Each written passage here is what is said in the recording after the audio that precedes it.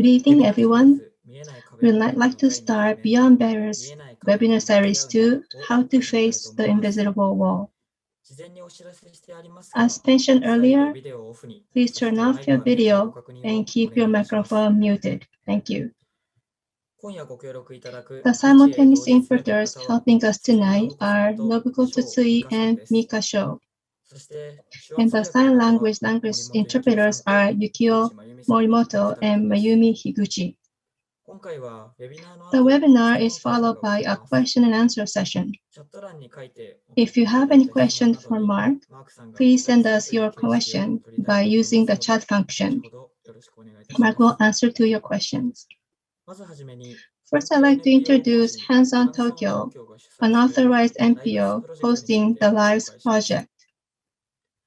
The LIVES project began in 2017 with a mission to create an inclusive society where personality of every individual is valued and able to work, eat, and laugh together. The event is held once a year, and we're marking a 5th year this year. 5 projects have already started this year. We will be hosting LIVES event on September 26th to showcase our progress of these projects. In University Project, which is a webinar series of consisting 3 sessions, we try to have as many conversations and discussions not only among disabled or non-disabled students, but students of diverse personalities. Our aim is to create better communication, foster a spirit of mutual support, and create a better campus life. So let's get started. Tonight, Kenta, Okada, and myself will be your facilitator. First, in introducing myself, as you see here, I go to Meiji University Graduate School. And as a graduate school student, I'm running a kitchen car with people with a disability or grow food and sell products made by social welfare institutions online. Through these projects, I want to solve problems faced by the farmers and disabilities people collaborating the 2 areas. Now I want to introduce welcome Mark. Mark, please. Thank you so much, Tenta, for the kind introduction. Just give me 1 moment to share my screen, and we will get going.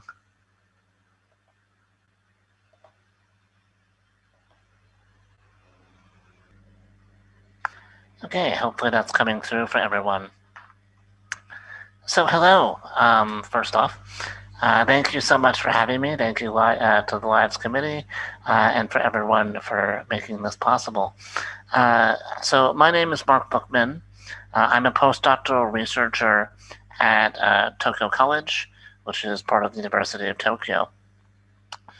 Today, I'm going to be speaking with you a little bit about the origins of barriers to accessibility in Japan and elsewhere, as well as methods for eliminating them.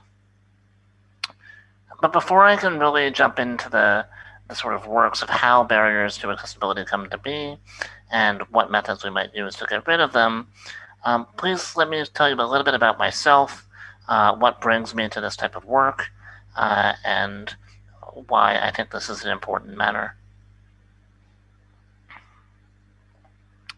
So, I was born with a rare degenerative neuromuscular condition that affects around 6 people on the planet. It's kind of like ALS in that my muscles get weaker over time. And as a result, I had a heart transplant when I was 10, and I spent most of my childhood in and out of hospitals, like this hospital room you see here. During my early teen years, I remember I started to think about my situation a bit and ask, well, wait a minute, why are my friends able to play outside and I'm always sitting in my hospital room? I began to think about my body and my condition, my disability, and I developed an interest in philosophy as a tool for kind of explaining my condition. And I began to also have a lot of free time as I was sitting inside. So I watched a bunch of Japanese anime on TV. So throughout my childhood, because I was inside with my disability, I was developing an interest simultaneously in both Japanese and philosophy. That interest, later in my teen years, eventually brought me to Japan. So in 2008, when I was a 17-year-old high school student, I went to Japan for the first time. At that point, I was still able to walk, and even though I had a bit of a limp, so I wasn't walking quite normally, but for the most part, I was able to get by, and I spent a few months at Waseda University. For all intents and purposes, my life was pretty similar to that of other students without disabilities. I went to clubs, I sang at karaoke booths, and I pursued numerous types of cultural activities, from ikebana to going out and spending time at the Imperial Palace. When I was there, my interest in Japan really began to grow significantly, and I knew that I wanted to come back to Japan sometime soon. This was a couple-month trip, but I'd be back. And sure enough, I went back to Japan for a second time when I was 20 for a 6-month stay at Sophia University. By that time, as you can see in this photo, I'd already started to use a wheelchair for most of my daily activities. However, I was fortunate enough to receive services and support from a study abroad program based in the United States, so I didn't really encounter many physical barriers. When I was taking classes at Sophia, my interest in philosophy and Japanese culture came together, and I developed a really great fondness for Japanese Buddhism and Shinto studies. That fondness would eventually take me back to Japan for a third time in 2014, when I went to Japan as a Fulbright Fellow. So my third trip to Japan differed from my previous trips in many ways, but one of the ways was that I had started to use a very large electric wheelchair compared to my previous ones, which were smaller, if you look at this photo. And that big chair did not fit into many so-called wheelchair accessible spaces. Japanese toilets were all too low. I couldn't get on them. And I also had relatively little support that I needed to find my own services. Unlike my time at Sophia, I was not going with a study abroad program. I was by myself. So one of the first difficulties that I faced was finding an accessible hotel room. At the time, less than 0.4% of Japan's hotel rooms were wheelchair accessible, and I couldn't easily find a place to stay. Eventually, after months of searching and literally jumping hotel rooms night after night, I eventually found an apartment. But even then, there were many features that I couldn't use. The balcony was large enough to accommodate my wheelchair, but the doors were narrow, so I couldn't get outside. Similarly, the toilet was often too low, as I mentioned earlier, and I couldn't really transfer onto it. The same was true for my bed and for other parts of the room. So even though I eventually found somewhere to stay, it wasn't really that usable for me.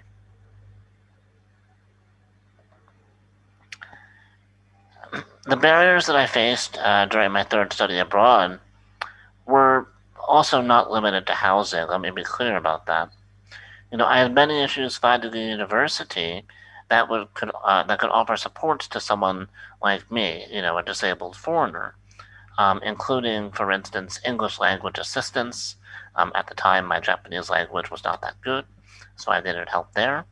And also classrooms that I could get into in my wheelchair. I mean, my big wheelchair could not fit into this lecture hall.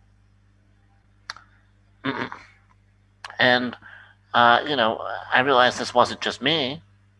Many Japanese students with disabilities as well were having similar problems.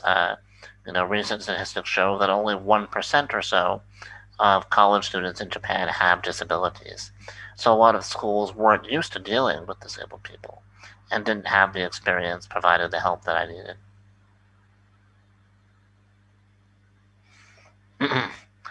In the face of these type of barriers, I wasn't surprised to discover that the Japanese government and many private companies were failing to meet their employment quotas. If disabled students like me couldn't get housing or education that easily, how could we possibly become qualified for jobs? As I struggled with in different parts of my life, I started to reflect on my daily routine. What barriers was I facing? Why was I having these issues in all these different parts of my life? And what I discovered was that, every day I woke up and I had help with a caregiver who helped me sit up in bed because I could not do that by myself. I would then transfer to my custom-made wheelchair, which an engineer built, and I would drive it across my apartment that an architect had to design to be barrier-free. I would get in my modified shower that was built by a medical equipment specialist, get dressed, and leave my apartment only to follow some tactile pavement laid out by a city planner. This is the little bumps on the sidewalk that you see for blind and visually impaired individuals, which also helped me get to my train station. When I got to the train station, I would use my government-issued disability pass, which was put together by a lawmaker, and I would board the train with the help of a station attendant who would pull out a ramp for me. Eventually, I would get to my school, and administrators there would help organize my classrooms and make sure I had the right types of accommodation. In many respects, my life was like a puzzle with hundreds of people who I'd never met trying to solve it. And I was not alone in that regard.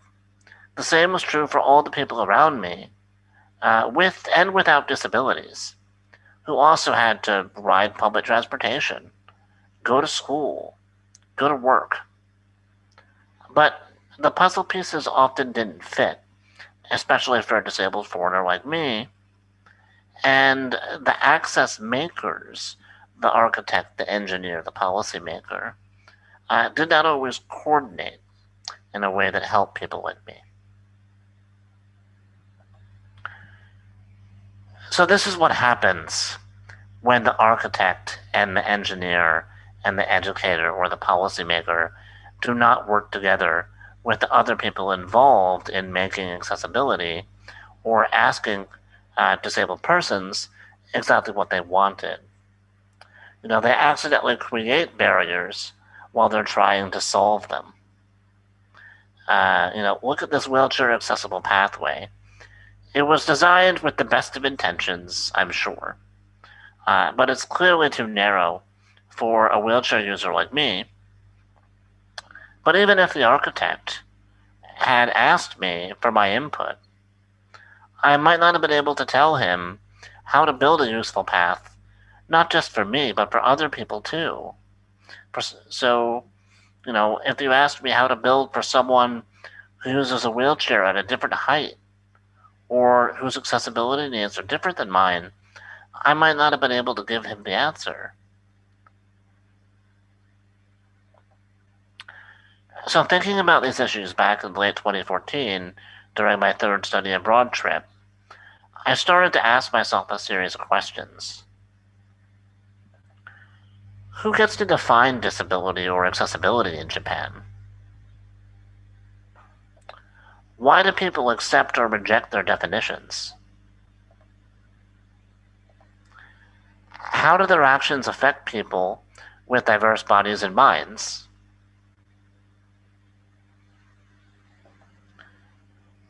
And what can stakeholders do to change a notion of disability?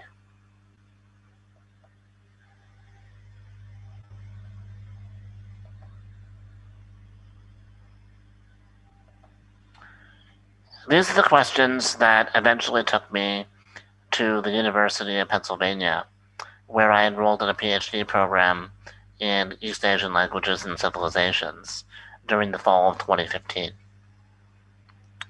When I was a student at Penn, I pursued coursework and research projects that helped me to appreciate my experiences of accessibility in Japan, as well as those of my friends and kin in the disabled community. So I want to briefly walk through some of the training that I received to help you grasp my perspective on the problems I saw with accessibility in Japan.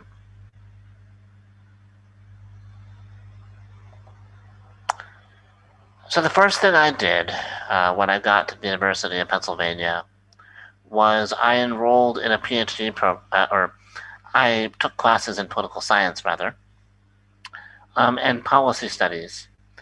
And I felt these would help me better understand the laws that govern accessibility, why the standards were what they were. But what I realized is that the lessons that I received about law and policy did not always tell me about the ways that different groups of people experienced those laws and the accessibility they made. So legal research was about idealized images of accessibility, what we think accessibility should be. But it wasn't really about the lived reality, the experience of the disabled person of that law. Aware of this, I decided that I had to learn more about the ways that different communities of people experience the laws around accessibility in Japan. I decided I would take classes in anthropology and sociology towards that end. But studies in those disciplines focused only on small groups of disabled people and did not really explain why members of the public understood accessibility in the way that they did. So if the law showed this idealized image, and anthropology showed the way that some communities of disabled people experience that idea of accessibility, I still didn't know what the average person felt about accessibility or disabled people. So to figure that out, I decided I would research pop culture and media studies. The younger me was particularly excited about the chance to study representations of disability in anime and manga. But I soon discovered that experts working on such representations or public understandings often analyze them outside of their historical context. So some scholars seem to imply that public understandings of disability in Japan have not changed since the Kojiki was written back in the 8th century, or that the Kojiki could somehow meaningfully be analyzed alongside contemporary anime without providing more context. I had a problem with that. I didn't think that was true, because even in my short amount of time in Japan, from 2008 through 2015, I knew that the public understanding around me had shifted.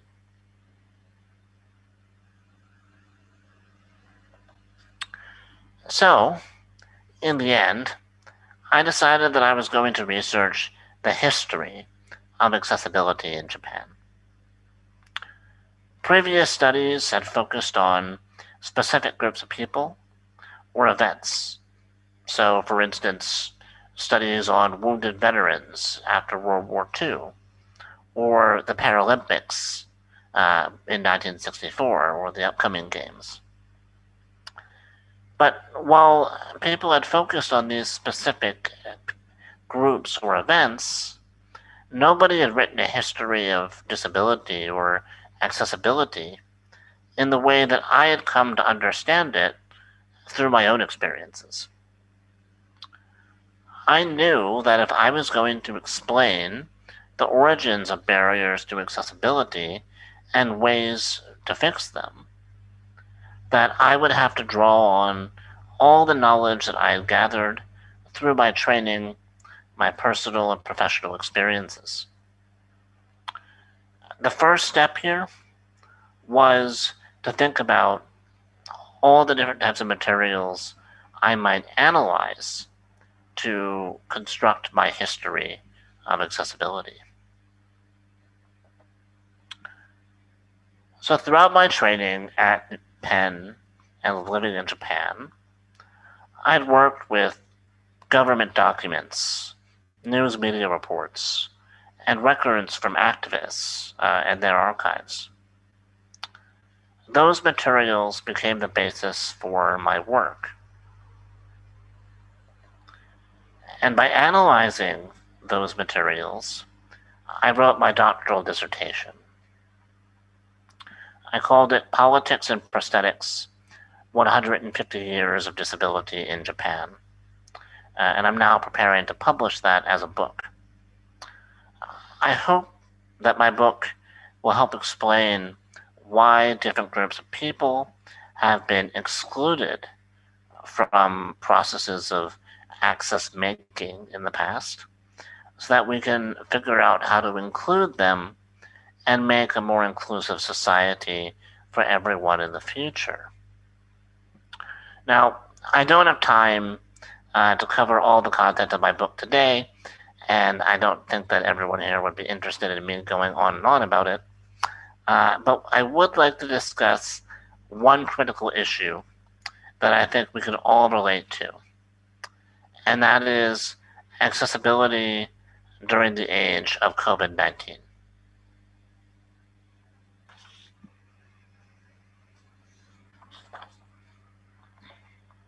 So to understand how COVID is affecting accessibility in Japan, we need to jump back in time a little bit to the passage of the barrier-free transportation law in 2000, which made access to public transportation facilities a legal requirement for the first time in Japan's history.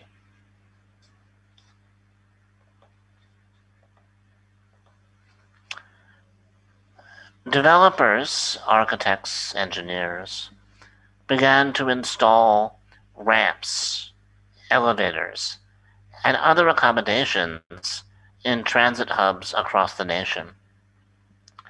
And as disabled people gained increased access to their communities, those accommodations were built into other common spaces, supermarkets, department stores. But the inclusion of accommodations, ramps and elevators, those sorts of things, did not necessarily guarantee accessibility for disabled people. When designing these new barrier-free accommodations for different types of public venues, train stations, for instance, Japanese developers often put them in remote and hard-to-reach areas to retain regular flows of traffic, make sure they didn't get in the way of the normal people coming in and out. And also, they did this because by doing that, it would save money. Additionally, these type of placement issues were compounded by the fact that relevant staff were not always trained to handle new types of accommodations, and they were also shared by multiple groups of people. So it wasn't just disabled individuals who were using the new elevators and ramps. It was parents with strollers, old people, people on bicycles, many other groups. Collectively, these factors contributed to travel delays and logistical difficulties for many disabled people. During the 2000s, it was not uncommon for many disabled people to wait more than 30 minutes for station attendants or store clerks to prepare ramps and other types of accommodations. I can say as a wheelchair user, sometimes today I still wait a long time.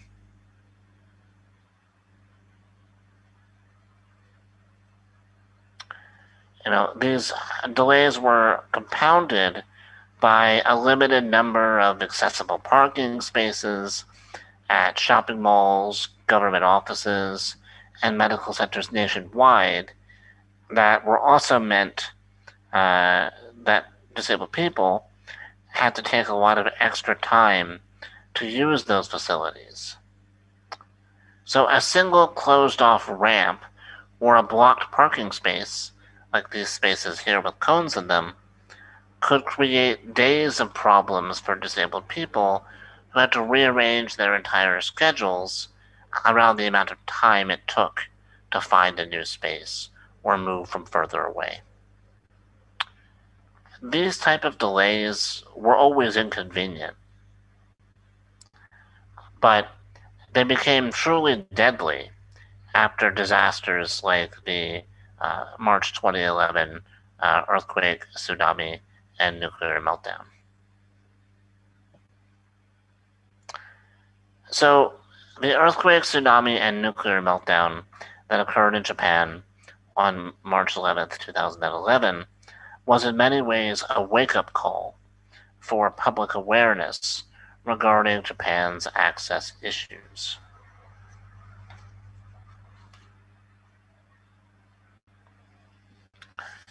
Media outlets reported how some disabled people could not evacuate their homes, and even if they could, they didn't necessarily have the ability to race their non-disabled counterparts for access to key supplies that were quickly selling off of shelves, like food or water or medicine.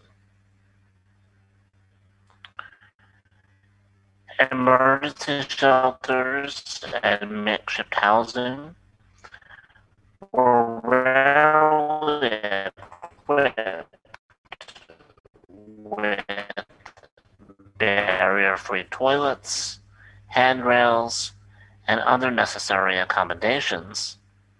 So many disabled residents physically and cognitively experience trouble.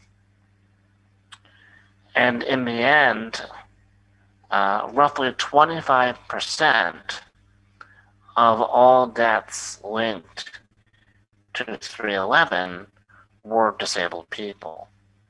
I don't think this statistic was talked about enough. It's important.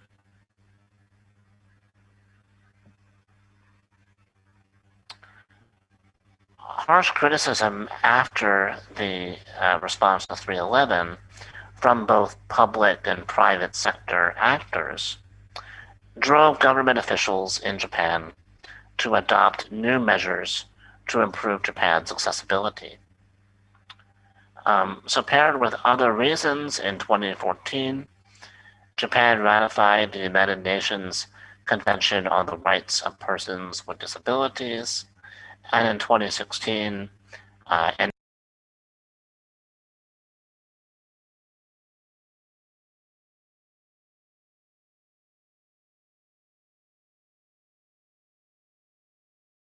so very quickly, 311 caused a lot of problems in Japan, especially for disabled people who could not escape the disaster that easily. Many of them could not race their non-disabled counterparts to get access to supplies like food, water, or medicine after the earthquake, tsunami, and nuclear meltdown. And even if they could escape, get supplies, and get to a shelter, the shelters often did not have barrier-free accommodations like accessible toilets, so many disabled people had problems. And in the end, because of those issues, if you look at the statistics, nearly 25% of all people who died linked to the 3/11 disaster were disabled people. It's a very big number, and I don't think it's talked about enough. So 3/11 paired with some other factors, long-term activism by disabled advocates, for instance, helped Japan ratify the United Nations Convention on the Rights of Persons with Disabilities in 2014 and enact the Law for Elimination of Discrimination against Persons with Disabilities in 2016.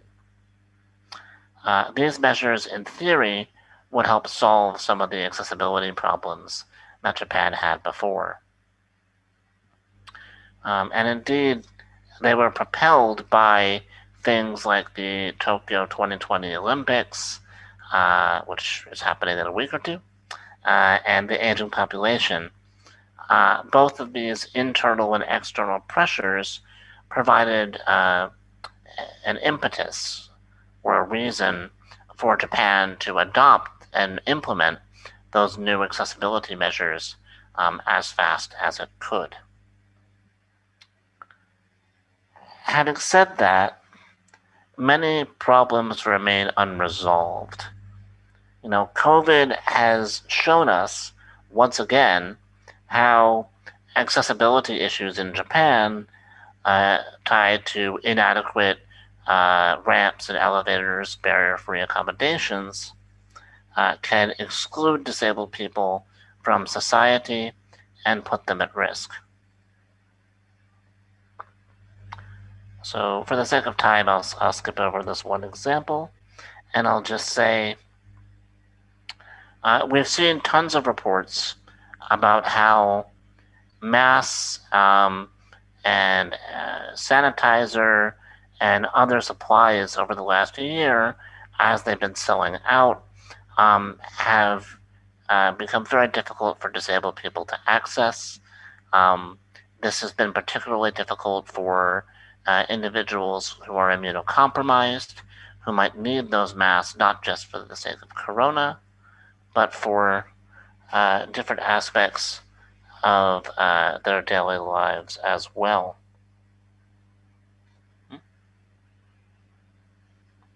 Oh, my slide is not showing. Sorry about that. All right, sorry about that. Technical difficulties. Anyway, I was just saying that getting a hold of supplies has been difficult for a lot of people. I can say from my own experience, being in a wheelchair, having to wait half an hour at the train station when I could be exposed to someone who might infect me because I'm just standing around waiting for someone to get a ramp for me is very risky. So I've had to limit my experiences outside as well. We've seen different groups of disabled people not getting access to supplies, not being able to go outside. And to overcome these issues, a lot of disabled people have relied on care networks or community networks. So this could be friends, family, and professional caregivers from private companies, as well as official agencies.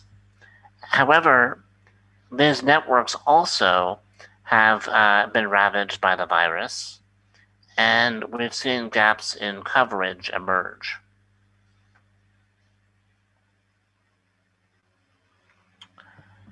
So Japan already had issues recruiting professional caregivers prior to the coronavirus crisis. According to a 2018 survey by the Ministry of Health, Labor, and Welfare, the country was expected to be around 340,000 caregivers short by 2025. To put that number in perspective, in 2000 and in January of 2020, there was a survey that showed that the current demand versus supply ratio is roughly 13 to 1. So for every 13 people who want a caregiver, one person gets one. It's a big, big issue. So suffice it to say that Japan already had issues recruiting caregivers prior to the coronavirus crisis. But according to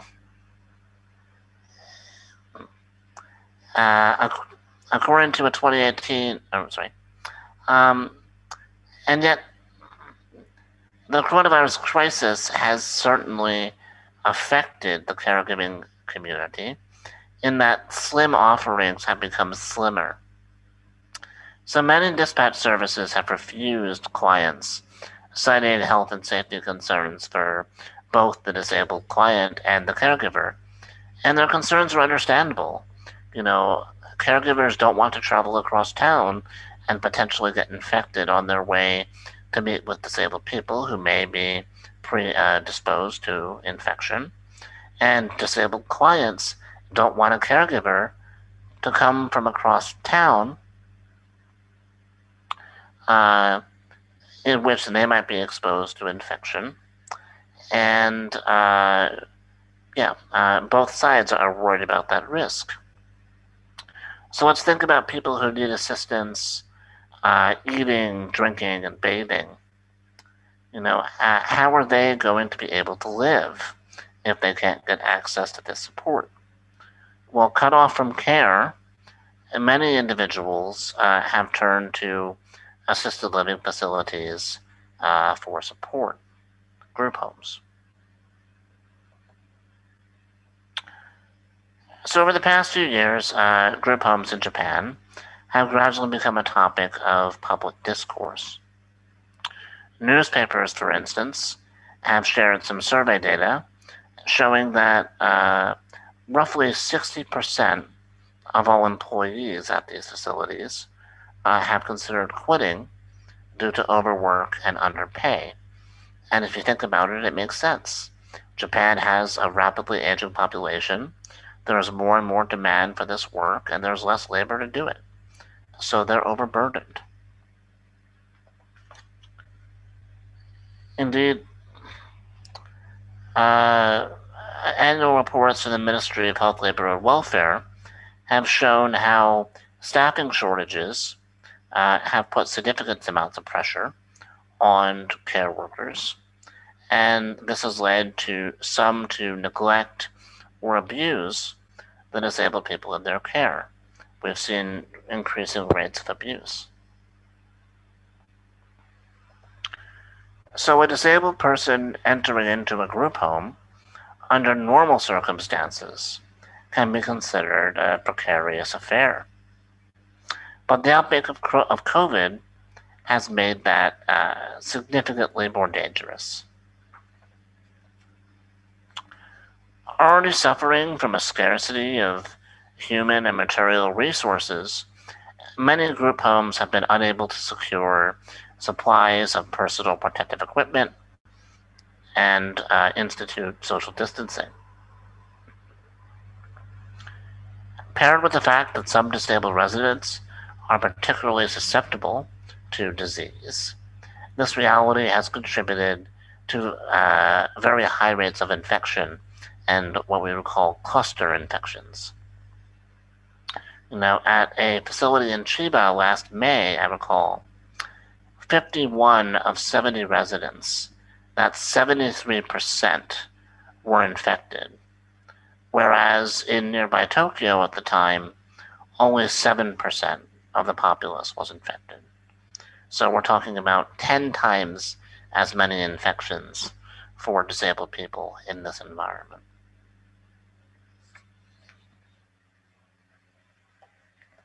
So to start the growth of these type of infections and resolve the caregiving crisis that disabled people face, the Ministry of Health, Labor, and Welfare has introduced several important policies. First, they've recommended that local authorities circulate masks, disinfectant, and other medical supplies among disability service providers.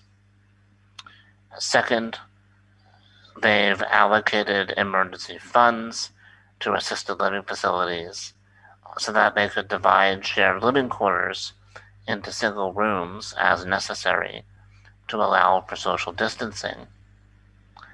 And third, they've asked disability service providers that stop their services to tell clients why they're not sending caregivers and try to find a replacement company. These policies have proven a bit difficult to implement in practice. In reality, government officials have failed to distribute masks when they're supposed to.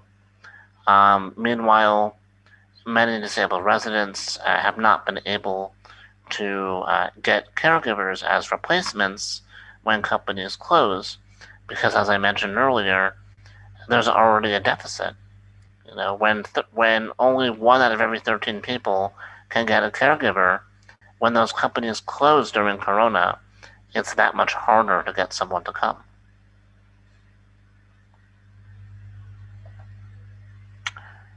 So in the face of an existential threat, many disability activists and organizations have started to speak out.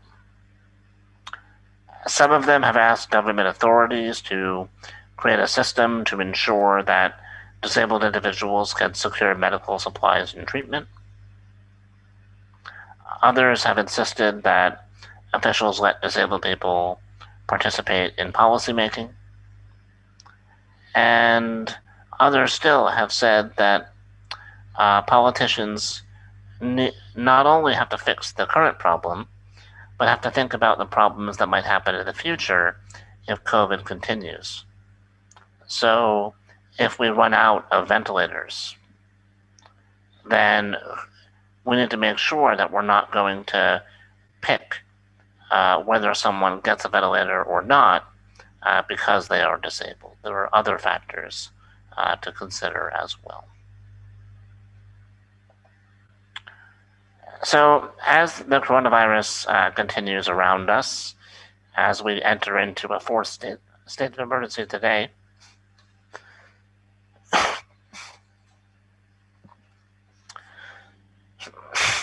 excuse me,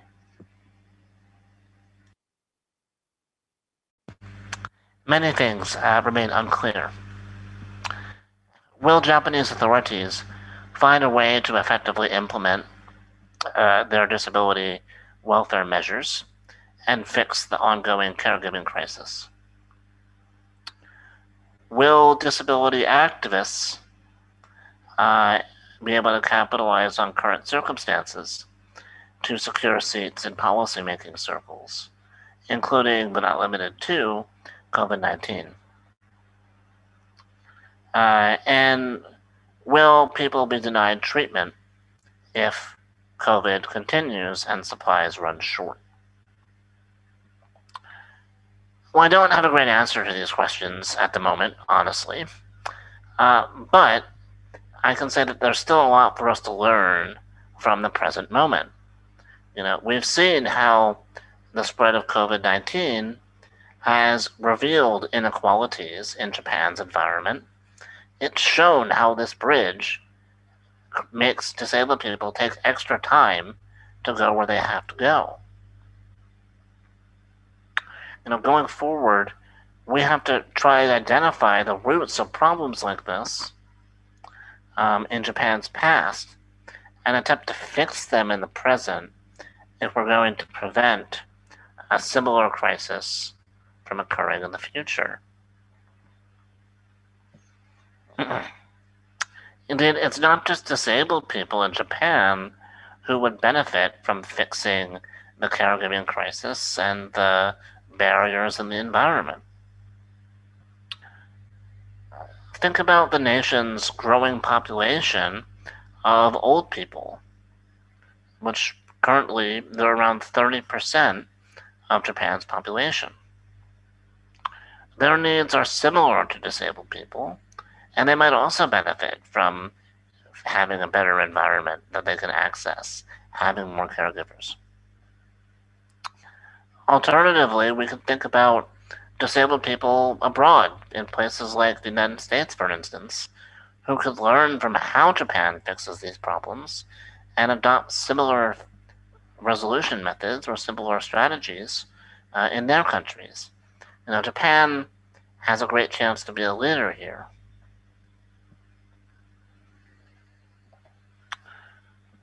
How Japan responds to this crisis and its consequences for disabled people will ultimately have domestic and international consequences. It'll encourage radical transformations in welfare. Indeed, with events like the Olympics happening next week, it's only a matter of time before Japan's strategies are witnessed and exported to other places. So, with this reality in mind, I want to say that I'm not just writing a book about these type of issues. I'm not satisfied just writing an academic article. I want to get involved in policymaking, and I consult with architects, engineers, educators, different groups of people to make sure that they understand which groups of disabled people have been affected by things like the coronavirus, why they've been affected by these type of barriers and issues, and what we can do to make sure that they're better included in access making in the future. In other words, I try and use the training that I've received to connect access makers with each other and disabled people to try and fix the puzzle of life that I mentioned earlier.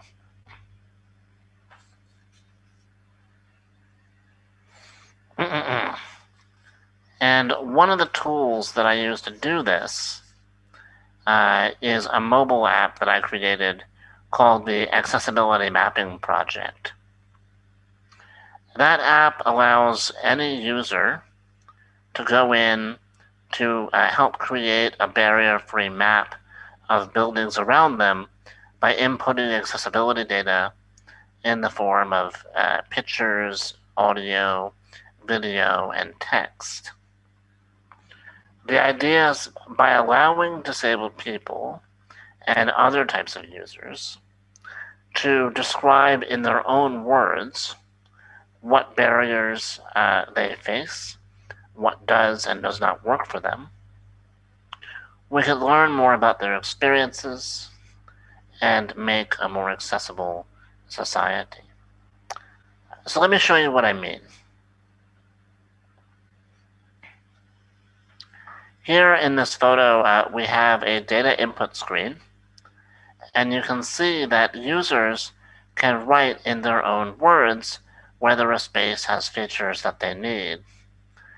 Not just wheelchair accessible entrances, but also a prayer room, or a lactation space, or any other kind of feature that might be important for them.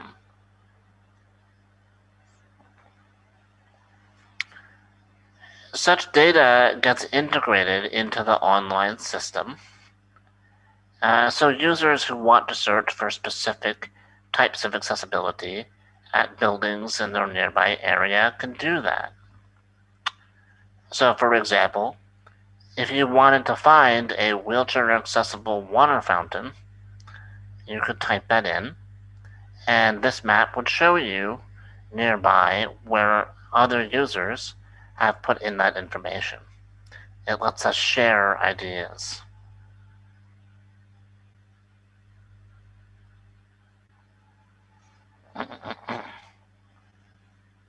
So to ensure that these type of accessibility maps are useful for different populations, it's important to involve as many people as possible with as many different bodies and minds as possible in their creation. This could be a bit of an issue, since finding people with disabilities or who have different types of diversity, let's say if I wanted a female wheelchair user from India who lives in Japan, finding that person to give me their experience might be tough. So, while we can't necessarily get all of their input, we have to do the best that we can, and we also have to think about the fact that the data that these maps make might actually be outdated soon.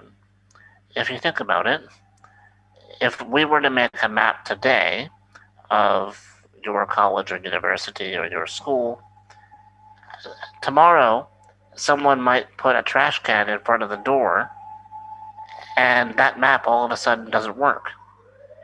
So we have to think about keeping it updated too.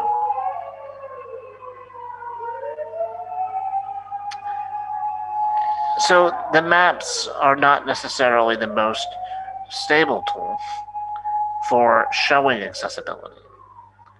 But one thing that I've learned through making them is that making an actual map of barriers is only one of the possible uses of mapping.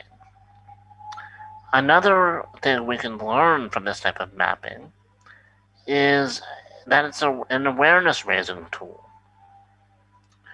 It can bring together people with different needs so that they can share their experiences of accessibility with others who might not necessarily be aware of them. So imagine for a moment if a blind person and a sighted person go out to map a school building together. The blind person could point out the presence or absence of braille signage in spaces that the sighted person might not think to look. By raising awareness about the existence of braille in the school building, the blind person can help the sighted person change how they think, not only in regards to that one building, but everywhere else they go. When you notice that braille is not there in one space, you can start noticing it's not there in every space. And the same thing is true for other types of accessibility as well.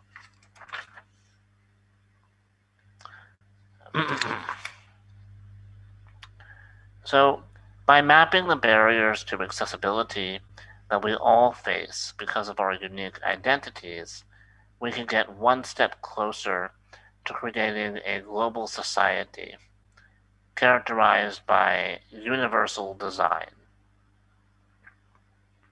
That is, a society in which anyone can easily access and use all facilities and services, no matter what their personal, professional, cultural, or background might be.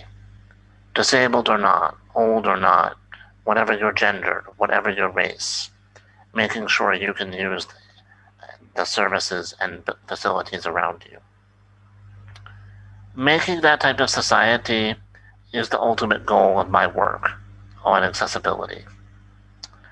I want to make sure that other people with and without disabilities do not have to struggle as I did when I first arrived in Japan and could not easily access education, employment, and the built environment. In other words, I want to help everyone to pursue independent and self-determined lives.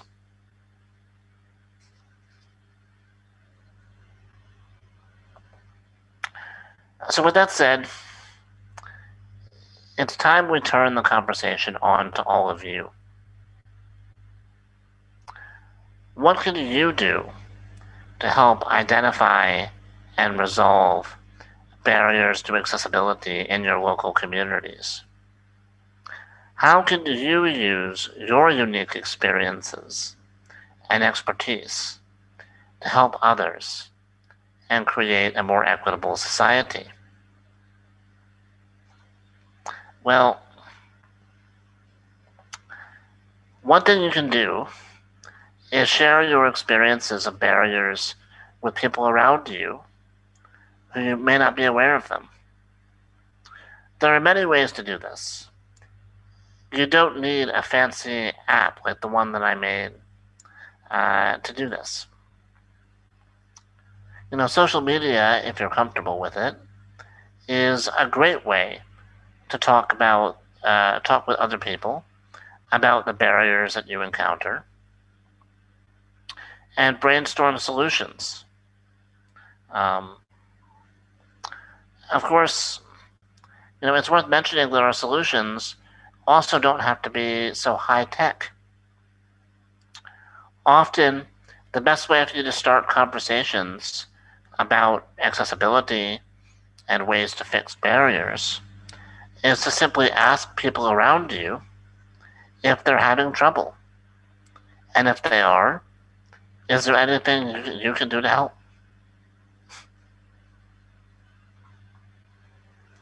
Communication is really what's key when it comes to bringing people together and solving the puzzle of accessibility. So, to finish my talk today, I just want to say one thing. Attempts to make accessibility have both intended and unintended consequences. Sometimes, fixing a barrier for one person can accidentally create a barrier for someone else. When I got to Japan, the toilets were all too low for me. And that was because I was using a big foreign wheelchair. But they were intentionally built that way to support smaller Japanese wheelchairs. There may not be a way for us to completely resolve all different types of accessibility issues and to create, a true universal design like what I mentioned earlier. It may be a myth, but just because it's a goal that we might not reach doesn't mean that we should give up on it or not try. We need to keep having conversations about the barriers that we all face and work to fix them, even as new barriers emerge.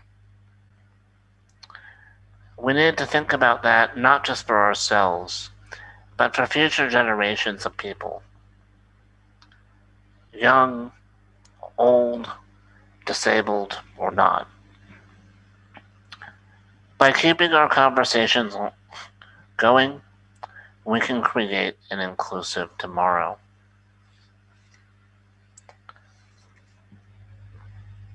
And I think with that, I'm going to end my talk so we can get to the Q&A. Thank you very much for listening. I apologize for the technical difficulties, and hopefully we'll have some good discussion. So thank you.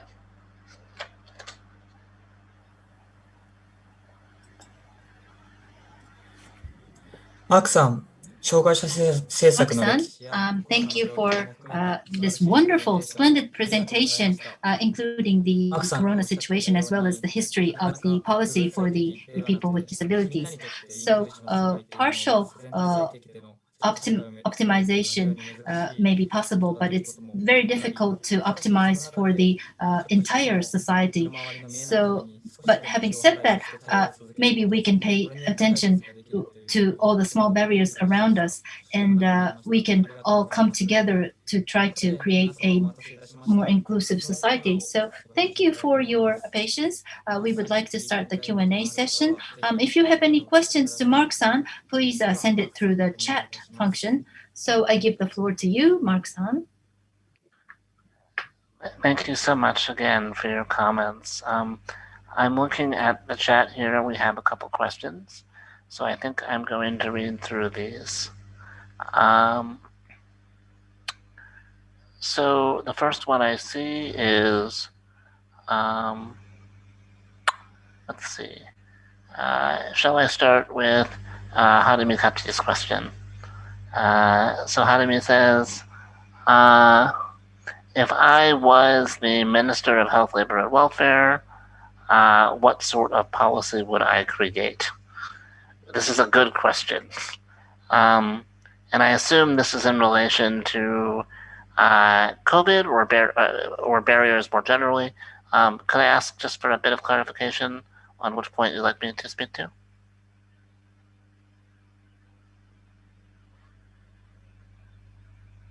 COVID, okay. So, if I was the Minister of Health, Labor, and Welfare, the first thing I would do is actually create a policy to start installing ramps and elevators and different barrier-free accommodations in spaces that disabled people and other users designate as useful. Get them involved in showing you where they get disabled people and other people involved in showing you where they need those facilities in their community and subsidize their installation.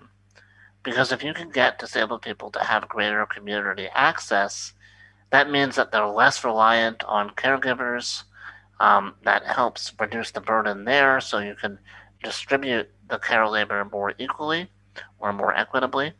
And that also means that less people will be in institutions, so you have less potential for cluster infections there as well. So ironically, the first thing I would do, which might not sound like the Minister of Health, Labor, and Welfare's job, is to partner with the Ministry of Transportation and try and fix the environment first, and then work on all these other elements as well. I'm not saying we should give up sending masks and other supplies to disabled people. That's still important. But we also have to focus on the environment, and I don't see there's a connection between what the Ministry of Transportation is doing right now and what the Ministry of Health and Labor and Welfare is doing right now. So there needs to be more coordination there. Hopefully that addresses your question. Okay. I see a question from Ayahiga who asks, am I now involved in the policymaking with the Japanese government? So I can say until recently I was involved with the accessibility guidelines ahead of the Olympic and Paralympic Games. I was on the committee that helped brainstorm guidelines for hotels, taxis, and ryokan. And I had a very mixed experience there. I can say, on the one hand, there's a lot of conversation around how to include more people in this type of access making. So, for instance, I was brought in as someone to speak to issues faced by foreigners with disabilities. And I was asked, Mark, what do foreigners with disabilities want? Washitsu or yoshitsu when they go to a hotel? And my first reaction was, well, wait a minute. I don't look like every foreigner with a disability. I can't speak for them. I can give you some ideas of how to contact more people. But of course, contacting more people and involving them in that process is a lot of time and energy and money and coordination that when you're rushing for something like the Olympics might not necessarily be possible. or at least done easily. So we had to make some hard choices about how many people we're going to involve.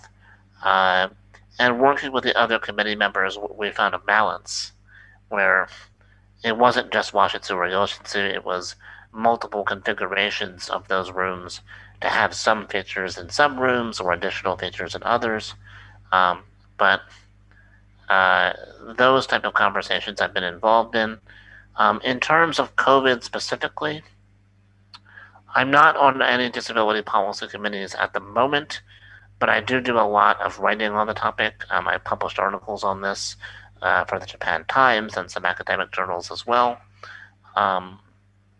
And I think that those materials are attempting to directly engage policymakers.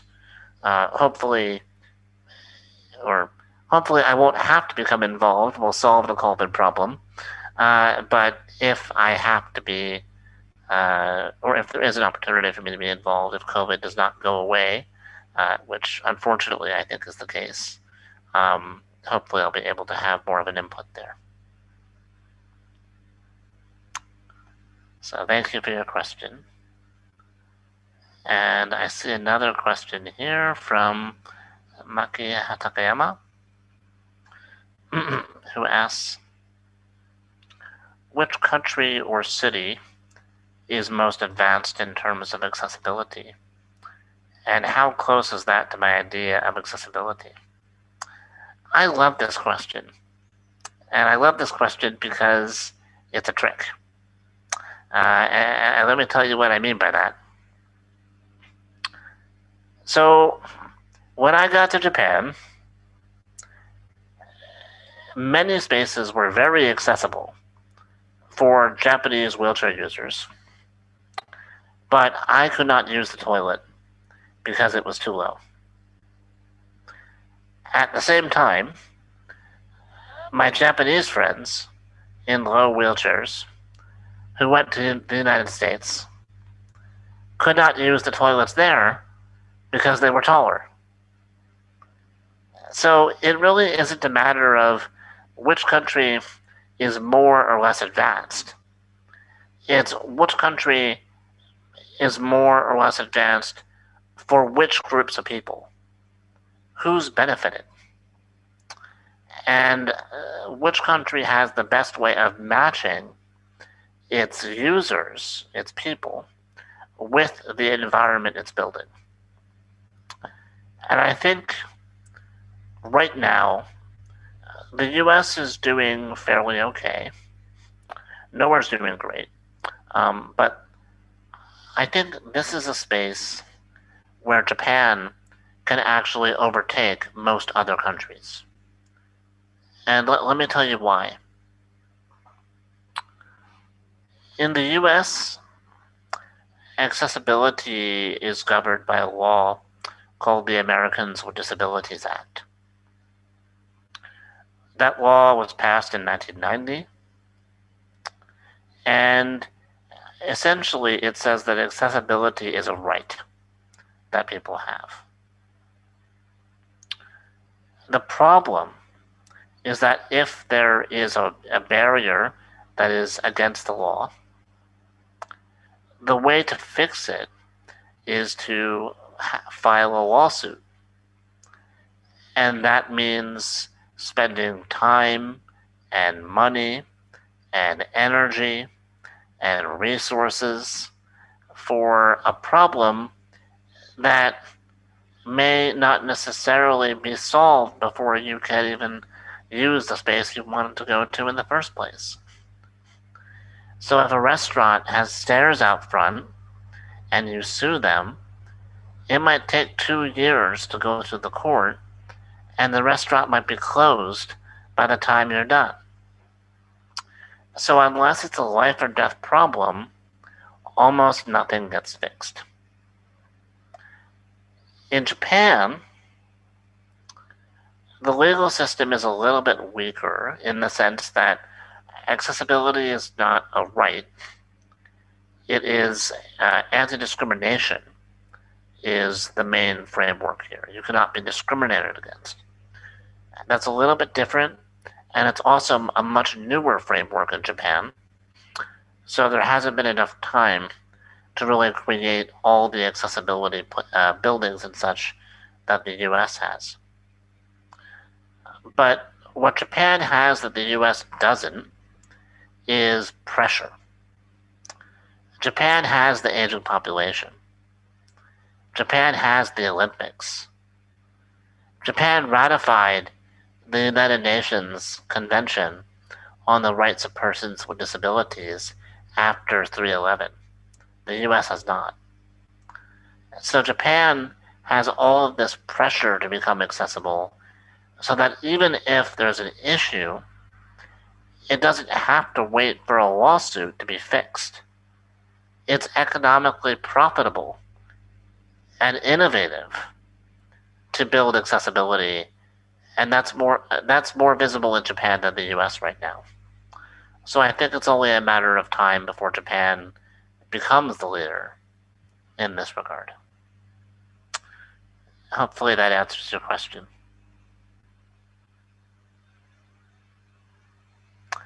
And I see a question here from Emma Yukovit. And Emma says, what can we do in schools to help students and young children understand barriers? This is a very contentious topic, so thank you for the question. This is a very, very tough question, and let me explain why. So, in the early 2010s, the Japanese government started making it, recommending or making it required in some cases to teach about disability in schools.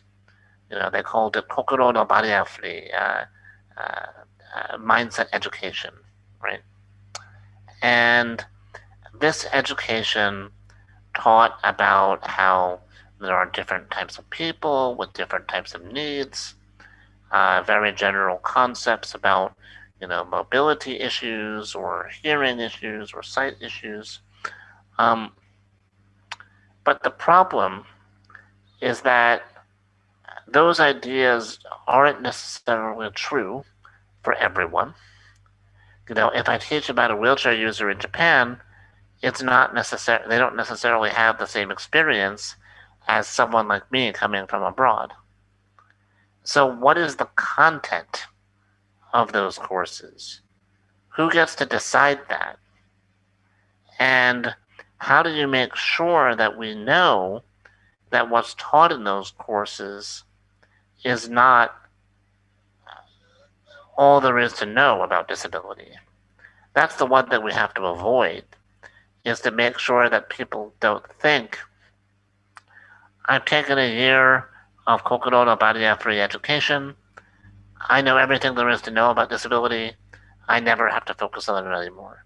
That's the worst thing that could happen, right? So I think one of the best things we can do in these schools, in addition to teaching about disability, is having people from multiple disabled communities inside and outside Japan participate in the education to show just how different people are amongst and in between these communities. And I think now, ironically, because we're in COVID and because we have Zoom, it's a good time to start thinking about how we can use Zoom to have a global disability education inside of our schools. And not just in Japan, but other parts of the world as well. So hopefully that gets at your question a little bit. And I see some more messages here. Let's see. Looks like we've got one from Ashta Glati. Hope I'm pronouncing that right. How do I think we should continue the conversation of improving accessibility not only within Japanese communities, but also with foreigners living in Japan? How can we utilize different cultural backgrounds and perspectives to work towards a problem? Okay. So there's a couple issues here, and you've kind of touched on one of the really important points. Even if we wanted to make life better for foreigners with disabilities and get rid of barriers, do we know who they are? How do we contact them? How do we get them involved in this process of policymaking? Often, the people who need the most help are the ones that are the hardest to get a hold of because they've been pushed down by so many barriers in the system. They don't have education, they don't have employment, they don't have a public presence or the ability to engage with other people as much. So it's very difficult for them to communicate and be known. And that's certainly true for foreigners, many of whom don't speak Japanese. That creates, just another barrier on top of all the disability barriers. So identifying those people is a problem. The way to fix that problem, in my opinion, is to start working on those barriers that you can anticipate. So we can imagine that language is a problem. We can imagine that different types of technology are a problem. The American wheelchair user is going to need something different. If we build the spaces that we already have and the systems that we already use to anticipate the needs of people with different diversities, if we make them custom and flexible so they can accommodate not just one size of wheelchair, but many. Imagine a bathroom with 5 toilets at 5 different heights. That might help get rid of some of the barriers, and maybe it's enough that we'll see more foreigners with disabilities, and we'll be able to involve them in the conversation to work on the next set of barriers, and the next one, and the next one, and the process will continue, creating more and more access for more and more people. So I think that the way that this gets at the second part of your question, how we can utilize different cultural backgrounds to work towards a problem or solving a problem. I think our different backgrounds help us realize some of these barriers that may be stopping people from joining the conversation, fixing them to some extent, and then involving those people to work on the next set of barriers. Our diversity becomes the way of helping other people's diversity shine through.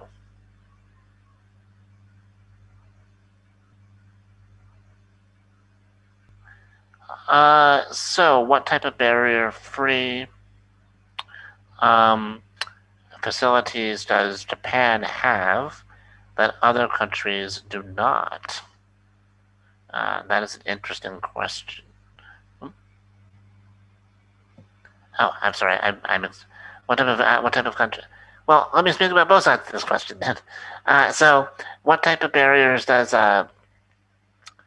do other countries have that Japan does, or what type of barrier-free technologies do other countries have that Japan does not? And I also want to talk about what type of technologies Japan has that other cultures don't, because they are different. The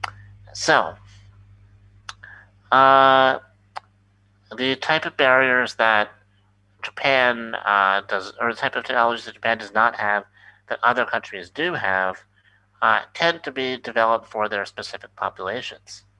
So you can imagine, for instance, in the US, because wheelchairs are bigger, they design doors to be larger.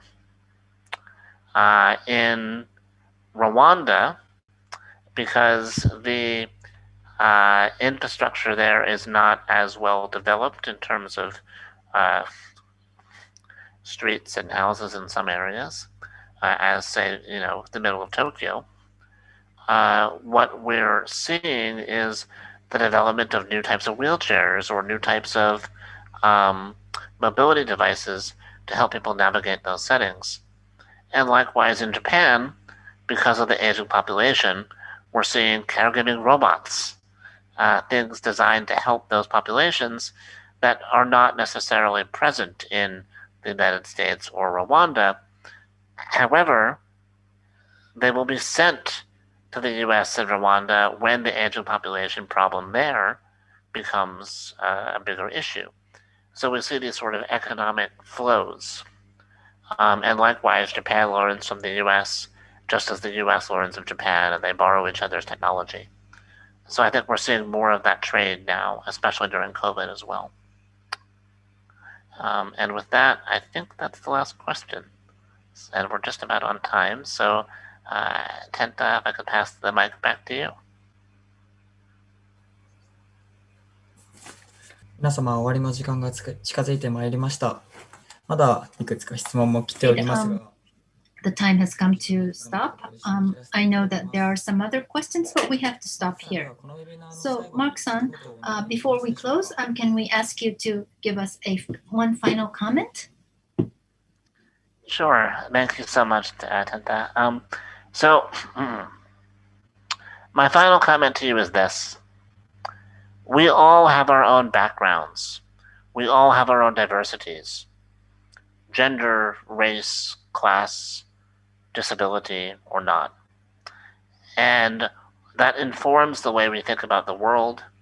It informs the way that we can act and call attention to barriers that other people might miss. And as I've spoken about throughout my conversation today, by pointing those barriers out and working to fix them with different groups of people, we can make life easier for others who we may have never met. And then when they join the conversation about how to fix barriers for people that they've never met, well, all of a sudden, we've gotten 2 steps closer to making a more accessible society for everyone. So I'd really encourage everyone here to use your own diversity, use your own perspective to join conversations around how to make a more inclusive society for everyone. Thanks again.